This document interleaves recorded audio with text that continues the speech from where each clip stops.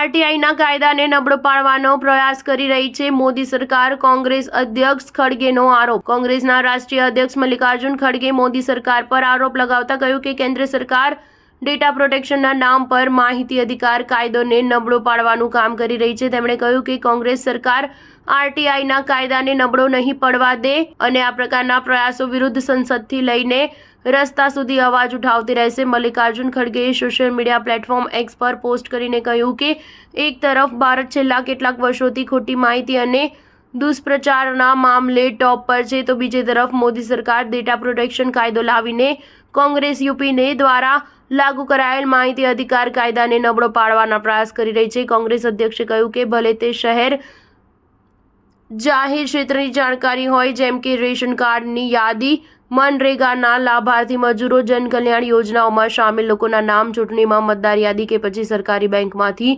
Loan લઈને વિદેશ ભાગી ગયેલા કૌભાંડી અબજોપતિઓના નામ હોય, આ તમામના નામ જાહેરમાં હોવા જરૂરી છે। પરંતુ હવે મોદી સરકાર ડેટા પ્રોટેક્શનના નામ પર આરટીઆઈને નબળો બનાવી રહી છે, જેના કારણે આવા નામ હવે જાહેર નહીં થઈ શકશે।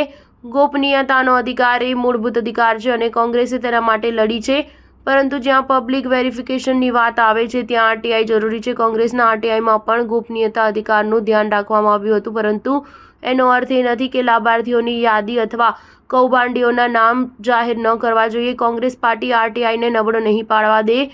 અમે એ પહેલાં પણ તેના માટે અવાજ ઉઠાવ્યો હતો અને હવે પણ સંસદથી લઈને રસ્તા સુધી અવાજ ઉઠાવતા રહીશું અને જનતાના અધિકારોના રક્ષણ માટે લડતા રહીશું। સ્ટાર ન્યૂઝ 7 હંમેશા સચ્ચાઈની સાથે।